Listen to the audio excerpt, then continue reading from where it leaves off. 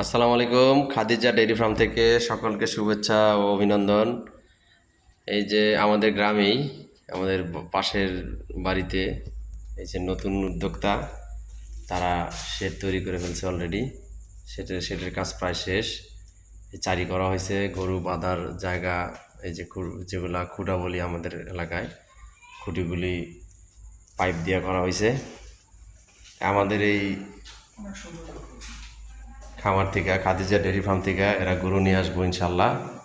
ভালো জাতমান গুণের গরু আমরা তাদের হাতে তুলে দেব। 6টা গরুর জায়গা করা হয়েছে আপাতত, ওইদিকে আরও জায়গা আছে, আস্তে আস্তে 30টা গরু তুলব। পর্যায়ক্রমে এই গরুগুলা আমরাই দিব।